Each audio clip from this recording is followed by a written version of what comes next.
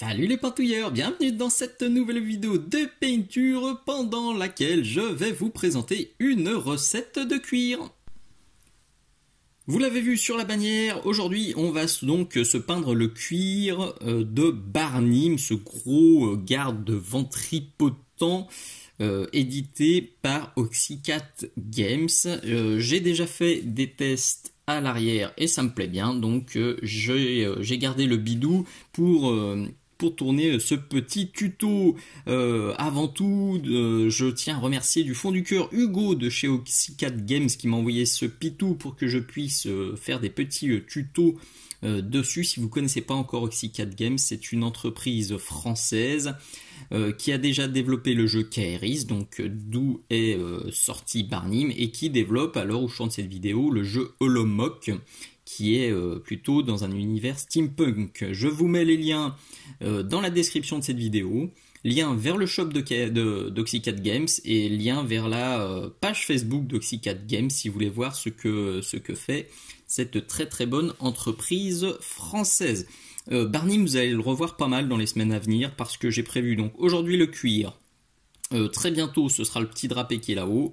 Je ferai le bois et il y aura au moins 2 tutos sur le socle. Donc alors là forcément si vous arrivez dans 2, 3, 4 ans, la chronologie est perdue et vous ne les avez pas vues arriver les unes à la suite des autres, mais cherchez simplement dans les playlists correspondantes la playlist du cuir, la playlist des drapés, la playlist des textures, et le socle, et ben c'est dans la playlist des socles forcément.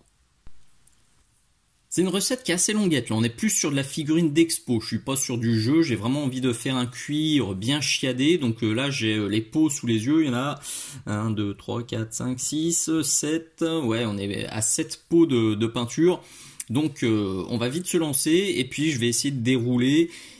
Je vais expliquer le plus possible, mais vous doutez bien que je vais pas tout filmer parce que cette étape, sinon on y est encore dans 15 heures. Donc on se lance vite. Simplement, avant de se lancer aussi, je pense à vous dire que tout ce que je vais vous montrer dans cette vidéo, c'est disponible sur la boutique Minisocle. Vous avez bien sûr la poignée qui est une exclusivité Minisocle. Vous avez les pinceaux DaVinci Maestro que j'utilise, c'est sur la boutique Minisocle. Et toutes les peintures AK interactives que je vais vous montrer, c'est sur la boutique Minisocle. Vous trouverez aussi sur la boutique la pintouillette, le petit chiffon absorbant que j'utilise pour mon pinceau, pour refaire la pointe de mon pinceau et puis pour absorber les excès de peinture. C'est lavable, c'est réutilisable, c'est beaucoup plus écologique, beaucoup plus économique que d'utiliser du papier absorbant. Donc tout est dans la description, tout est disponible sur la boutique Minisocle. La figurine a été sous-couchée en noir parce que la plupart des éléments, la plupart des zones, je vais les travailler en mode 100% éclaircissement. C'est une méthode que j'utilise de plus en plus, que j'ai donc développée dans cette vidéo exclusive Patreon. L'idée c'est de partir d'une sous-couche noire ou très foncée et de faire que des étapes d'éclaircissement. Alors que c'est vrai quand on débute la peinture et puis dans la plupart des tutos qu'on trouve sur le net, on nous montre plutôt de partir sur une base moyenne, qu'on vient ombrer avec un shade, puis on reprend les ombres, puis on reprend les zones intermédiaires avec la base plus quelque chose de sombre, puis on reprend la base, puis on fait 1, 2, 3, 4, 5 éclaircissements. Là, non. Moi, mon objectif, c'est de partir de noir, et je fais 1, 2, 3, souvent 4 éclaircissements, et basta. C'est un énorme gain de temps, et c'est aussi un gros gain de contraste parce que du coup on a des ombres qui sont très profondes très rapidement et ça c'est cool. Donc si vous connaissez pas encore cette méthode, eh ben, je vous invite à aller sur mon Patreon. Vous avez la petite adresse qui est juste là. Il y a beaucoup de vidéos exclusives. Au jour où je tourne cette vidéo là, il y a 60 vidéos exclusives et chaque mois je tourne une vidéo exclusive qui n'arrivera jamais sur YouTube. Donc, eh ben, ces vidéos, elles se cumulent dans le temps. Donc, peut-être qu'à aujourd'hui, quand vous matez cette vidéo, il y en a 100, 200, 300, je sais pas. Vous avez le lien vers mon Patreon qui est dans la description. Et puis, vous avez le lien vers toutes les vidéos exclusives pour que vous puissiez voir les sujets.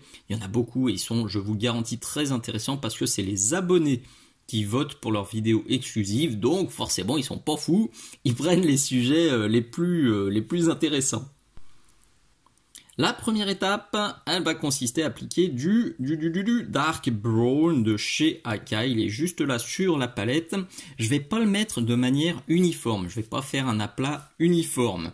Je vais plutôt sketcher, faire du sketching. L'idée, c'est de déjà poser les zones claires de manière un peu bourrine et je viendrai ensuite lisser. J'adore faire du sketching parce que c'est comme la méthode 100% éclaircissement, ça permet de gagner du temps et d'avoir un gros contraste. Donc ça aussi, si vous n'êtes pas familier avec le sketching, viendez faire un tour sur mon Patreon. Vous ne serez pas déçus, c'est une chouette vidéo. Les deux clés pour le sketching, la première c'est la dilution, et ça aussi c'est une clé dans la peinture de figurines. Donc il y a une vidéo exclusive Patreon sur la dilution, vidéo qui a énormément aidé mes abonnés, j'ai eu que des commentaires ultra positifs. Donc première clé c'est la dilution et la deuxième clé vous allez voir c'est le tirage-poussage de la peinture. Et ça aussi c'est très largement et très bien expliqué dans cette vidéo là. Donc concrètement comment qu'on fait? Il faut trouver la bonne dilution. Vous voyez je vais chercher un tout petit peu d'eau. Je pense que la bonne dilution elle est là. Et sur les zones qui vont être très claires, donc le haut enfin la zone qui est à peu près là, puis vers les pecs. Enfin les pecs, c'est un bien grand mot. Il est bien mollasson. Oh, ça fait des tablettes de petits chocolats. On y va, parce que là, ça va être une zone qui est très claire. Par contre, plus je vais me rapprocher des zones qui vont être plus foncées, plus je vais faire gaffe. Vous voyez, je viens pousser mon pigment pour laisser les zones noires assez noires. Parce que sur le bas du bide, on n'a pas besoin d'avoir ce marron là, puisque ça va être bien sombre. Je vais aussi faire très attention à la hiérarchisation de la lumière. Autre sujet ultra important que je traite là. Et bien sûr à la lumière zénitale dont vous entendez sûrement très souvent parler. Un autre point essentiel si vous voulez faire des figurines qui tabassent. Donc là, j'ai laissé sécher et puis je vais me faire un second passage. Pas besoin d'avoir un truc ultra uniforme, là c'est pas le délire de toute façon. Je veux un cuir assez texturé, assez abîmé.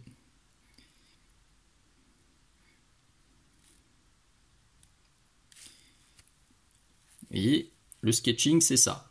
Là, j'ai déjà ma zone qui est bien marron. Là, je suis resté sur un truc foncé. Je vais me forcer à avoir un contraste très puissant dès la première étape. Et là, je vais avoir un truc entre deux. Vous voyez ce fameux tirage-poussage de la peinture. C'est tout simple. Juste, je tire, je pousse mon pigment. Je l'explique vraiment bien dans la vidéo. Là, j'utilise mon pinceau comme un balai. Je pousse comme on ferait avec un balai, on pousse la poussière là où on veut l'accumuler. Et bien là, je pousse mon pigment pour l'accumuler sur le haut de mes petits carrés. Et pour réussir à faire ça, il faut avoir la dilution parfaite. Et il faut surtout avoir la bonne pression sur le pinceau. C'est ce que j'explique dans la vidéo. On nous parle très souvent de la dilution, mais on oublie de parler de la pression sur le pinceau. Si j'appuie comme un bourrin sur mon pinceau, ce que je vais voir sur ma figurine, ce sera très différent de ce que j'aurai si j'appuie tout doucement sur mon pinceau. Hop.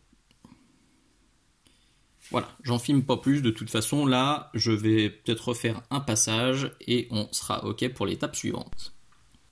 Une fois que c'est bien sec, je vais venir lisser. Lisser et bien remarquer les ombres avec du black. Vous l'avez compris tout à l'heure, mon marron, donc mon dark brown, je l'ai poussé vers le haut pour avoir ma zone claire bien là-haut.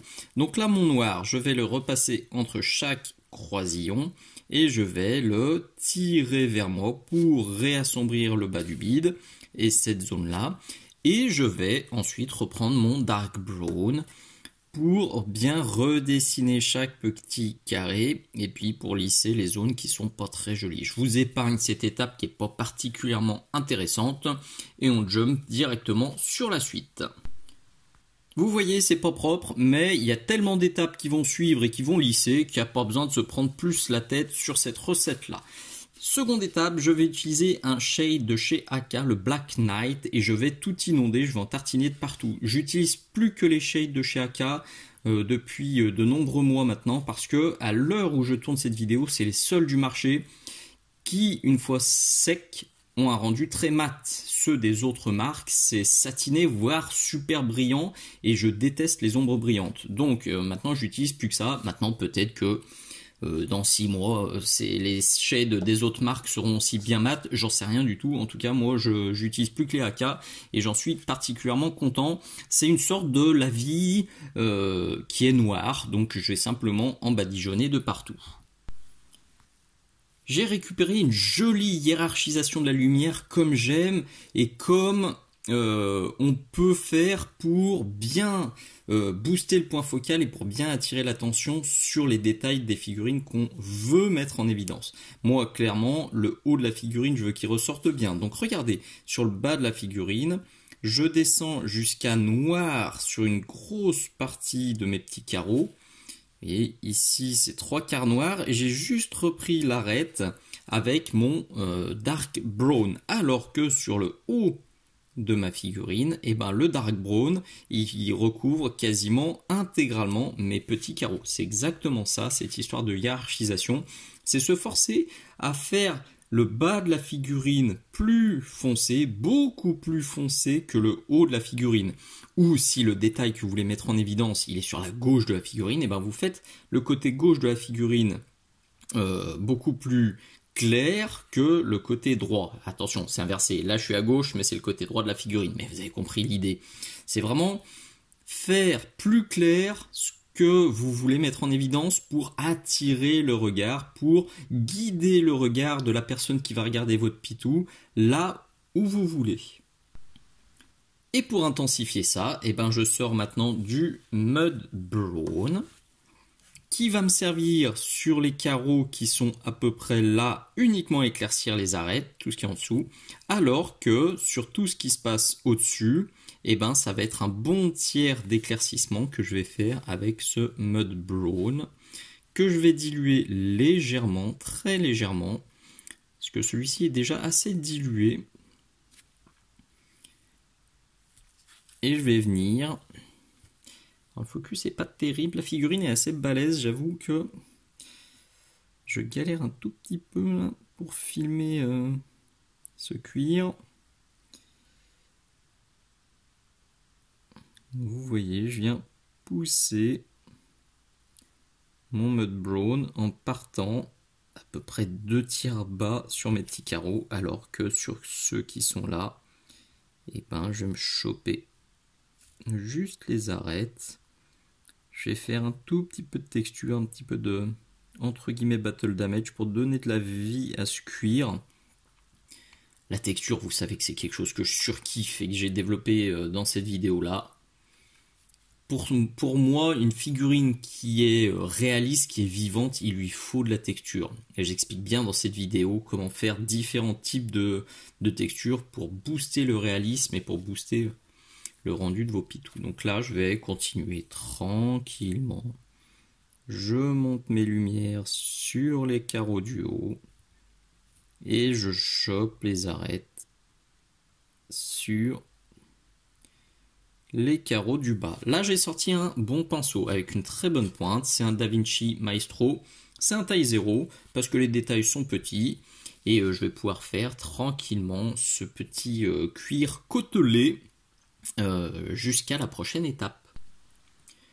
Ça roule vraiment tout seul, comme les couleurs que j'ai choisies, elles sont assez proches, et ben ça se fait vraiment tout seul, il n'y a pas de traces de pinceau, tout s'enchaîne facilement. Maintenant, vous doutez bien, si vous n'avez pas les différentes teintes que je vous ai proposées, là, que je vous ai montrées, vous pouvez aussi évidemment faire des mélanges pour que vous aussi ça roule tout seul. C'est vrai que là j'ai choisi pas mal de peaux, alors qu'en général je préfère faire des mélanges, mais comme je veux un résultat vraiment chiadé sur ce pitou et que je veux que vous puissiez le reproduire à la maison parce que cette recette je la trouve quand même très sympa, et ben c'est pour ça que j'ai choisi ces pots comme ça. C'est vraiment du tuto clé en main. On est à mi-chemin, c'est le bon moment je pense pour parler soutien. Je vous fais une mini parenthèse si vous aimez tous les tutos que je vous partage, parce que cette vidéo c'est une avant-première Patreon. Mes abonnés ont pu la voir pendant un an avant qu'elle débarque sur YouTube. Donc oui, à un moment, elle va débarquer gratuitement sur YouTube. Et ben si vous voulez me remercier pour ça, n'hésitez pas à venir faire un petit tour sur ma page Patreon, et pour mater toutes les vidéos exclusives et toutes les vidéos en avant-première qui sont disponibles pour mes abonnés. Et n'hésitez pas aussi à venir faire un petit tour sur la boutique Minisoc, ça me soutient, ça m'aide beaucoup chaque fois que vous passez une commande et chaque fois que vous achetez sur ma boutique les produits que je vous présente, plutôt que d'aller essayer de gratouiller quelques centimes à droite à gauche sur des boutiques qui ne vous proposent pas de tuto gratuit, qui n'ont pas testé les produits qu'ils ont en magasin et qui ont juste fait du copier-coller de l'assortiment ou de ce que je vous montre dans mes vidéos. Donc ça c'est un soutien qui est vraiment important, et puis c'est un juste soutien. Je passe du temps à vous proposer des vidéos qui arrivent gratuitement sur YouTube. Donc voilà, tout ce que je vous présente, tout ce que vous découvrez sur la chaîne Minisoc, c'est cool de l'acheter sur la boutique Minisoc. Tuto gratuit et soutien gratuit. Pensez simplement à liker toutes les vidéos que vous aimez sur ma chaîne et sur les chaînes des copains. Pensez à partager, c'est super important, le bouche à oreille. Pensez à mettre des commentaires, des bisous, des poutous, surtout des merci en commentaire, ça fait super plaisir. C'est gratuit, ça prend 2 secondes, donc abonnement, like, partage, commentaire, tout ça c'est ultra cool. Et dernière façon de me soutenir, c'est le lien d'affiliation Philibert. Je vous le mets ici, je vous le mets aussi dans la description de la vidéo. Comment ça marche? C'est ultra simple. Vous le copiez dans vos favoris. Et chaque fois que vous voulez aller faire vos emplettes sur la boutique Philibert, et ben vous avez juste à passer par votre lien qui est dans les favoris, plutôt que de passer par Google ou un autre moteur de recherche. Et déjà en passant par le lien, ça m'aide. Et chaque fois que vous allez faire une commande chez Philibert en étant passé au préalable par ce lien, et ben Philibert me reversera un petit bon d'achat sur mon compte pour que je puisse racheter des pitous ou du matos pour vous le présenter pendant ces vidéos. Truc important, si vous refusez par contre les cookies sur le site Philibert, et ben le lien d'affiliation ne fonctionnera pas. Donc ce serait cool de ne pas refuser les cookies, au moins sur leur boutique. Voilà, je pense que j'ai tout dit. Non, j'oublie le parrainage encore. Si vous n'avez pas encore de compte sur la boutique de Philibert, et ben contactez-moi et je vous donnerai mon lien de parrainage qui vous permettra d'avoir 5 € de réduction sur votre première commande. Cette fois, j'ai tout dit et on est prêt pour l'étape suivante qui va consister à éclaircir encore avec du cork de chez AK. On va continuer bien sûr selon exactement le même principe et la même logique. Le cork, je vais en mettre seulement des tout petits points de lumière sur ces petits carrés là. Je vais reprendre toutes les arêtes sur ceux du milieu et sur ceux d'en haut qui reçoivent plus de lumière. Donc toujours l'idée de lumière zénitale et de hiérarchisation de la lumière. Et ben je vais éclaircir à peu près sur un petit tiers comme ça, tranquillou. J'ai vu un petit poil qui se baladait. Hop là, c'est bon. Donc c'est parti, on cherche la bonne dilution. Alors celui-ci aussi est assez dilué, même en sortie de pot. Là, je vais aller chercher un peu d'eau. Je frotte sur mon petit chiffon qui va bien. Et vous allez voir que les arêtes, je vais les tapoter. Alors je l'ai déjà fait tout à l'heure. Ouh, c'est ultra flou. Désolé. Là, je continue de pousser. Vous voyez, voilà, je tapote. Je veux pas avoir des arêtes ultra nettes. Surtout pas. Parce que je veux pas que ça ressemble à une tablette de chocolat géante. Surtout pas. Donc c'est pour ça aussi que j'insiste sur la texture. Pour qu'on voit au premier coup d'œil que c'est du cuir. Et que c'est pas un déguisement de tablette. C'est pas un homme sandwich qui fait de la pub pour du chocolat. C'est pas l'idée. Ça pourrait, mais non. Donc là, sur ceux d'en haut, j'ai du mal à rester dans le cadre. Hein. Plus ça va être petit, plus c'est précis, plus je vais avoir du mal. Et sur ceux du bas, ça va juste être tac tac tac quelques petits accros, quelques petits points de lumière.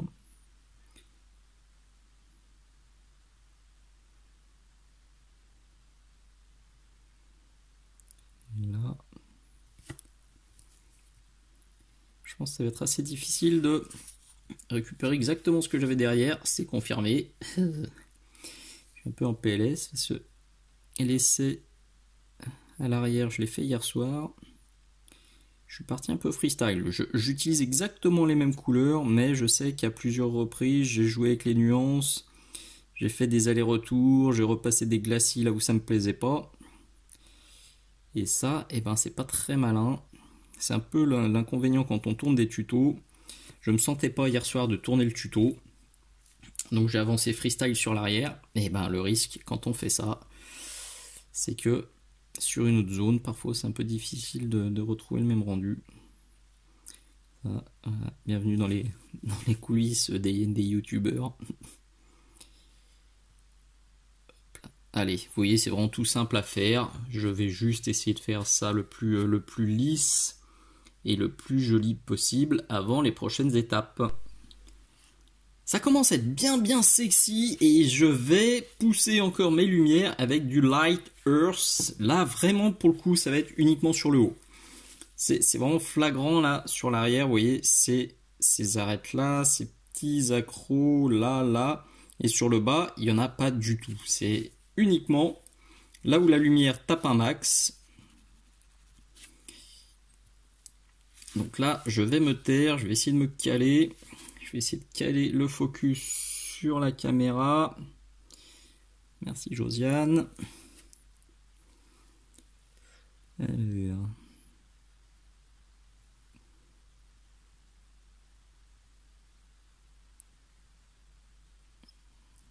Vous voyez le délire là, c'est petit.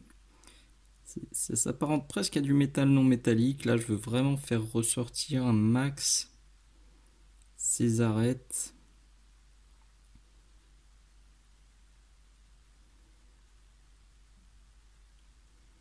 Vous remarquerez aussi, alors j'ai beaucoup parlé des arêtes du haut, ce qui est logique, lumière zénitale, on a plutôt tendance à éclaircir les arêtes qui sont sur le haut, mais pensez bien que pour bien définir la lisibilité de votre pitou, je fais systématiquement, sur toutes mes figurines, je rechoppe aussi toutes les arêtes du bas. C'est-à-dire que celle-ci, on ne le voit pas beaucoup, mais je l'ai rechoppée avec mon Mud Brown, par exemple.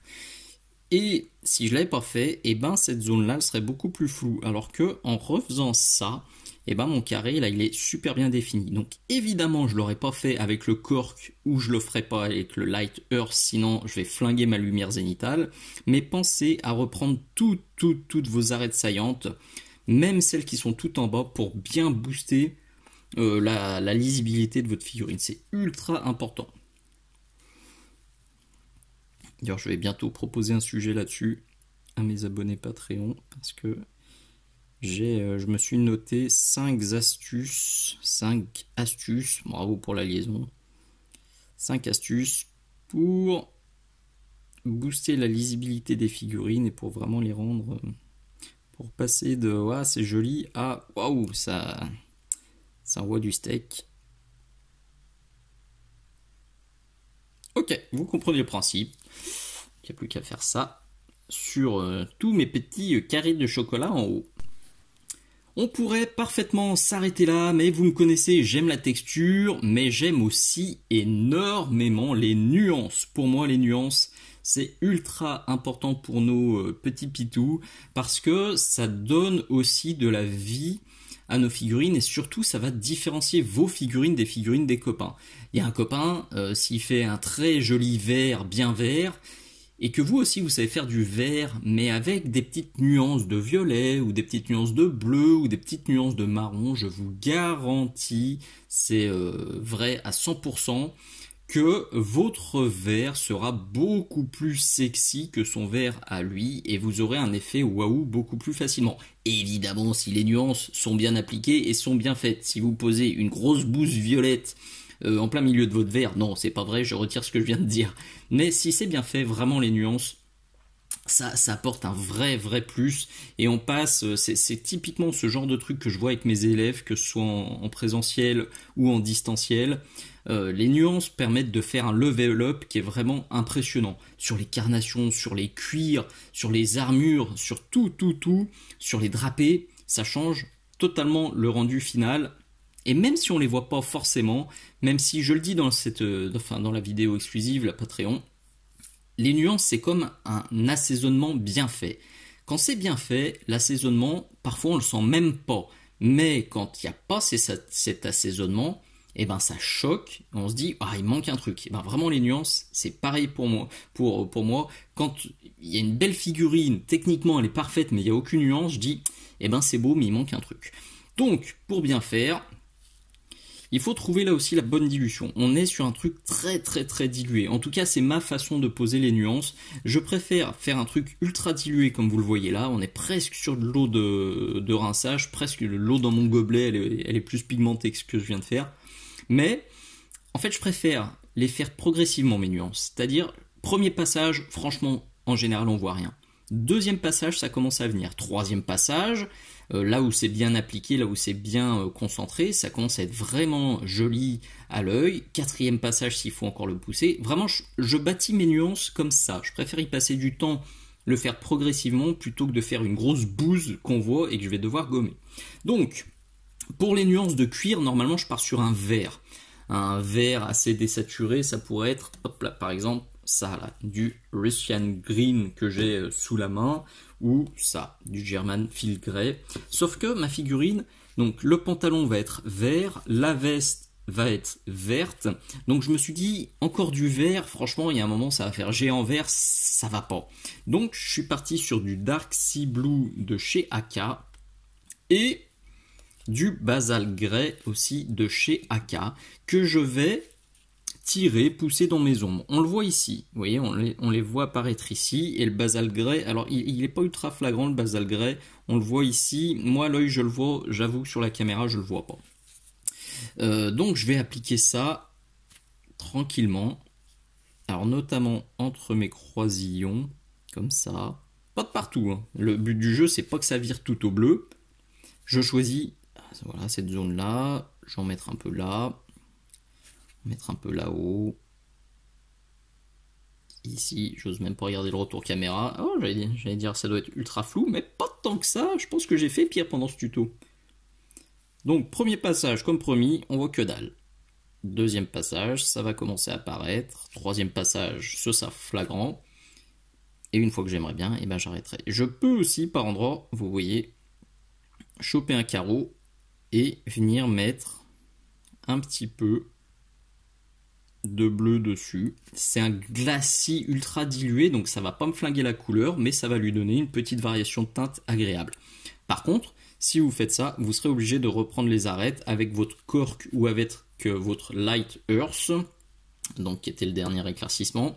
Sinon, vous allez perdre l'intensité des derniers points de lumière, et c'est pas le but. C'est pas le but de flinguer tous les éclaircissements. Donc je prends ça, je prends aussi donc mon neutral grey, mon basalt grey pardon, qui est ici. Et lui, je vais même parfois l'utiliser pour caler des petits éclaircissements. Vous voyez ici, celui-ci, il est à peine éclairci, et ben je me l'éclaircis un peu en basalt grey. Là, je vais me passer un petit glacis comme ça, et puis je fais des petites tachounettes. Et je vais faire ça à droite à gauche jusqu'à avoir un résultat qui me plaît. Je pense que si vous voyez la version finale de cette figurine sur mon Facebook ou sur mon Instagram, il y aura aussi des taches un peu rouges façon vinasse, parce que j'ai mis des bouteilles de vin, et c'est vrai que je l'imagine bien en garde, bien éméché, vu qu'il est complètement abousé sur son bouclier. Je vais lui faire le nez un petit peu rouge, donc il y aura des taches de vin, probablement tapées à la mousse de blister, pour bien que ça se voit et qu'on comprenne sur le tissu et puis sur le cuir que monsieur a légèrement abusé de l'alcool pendant sa pause déjeuner.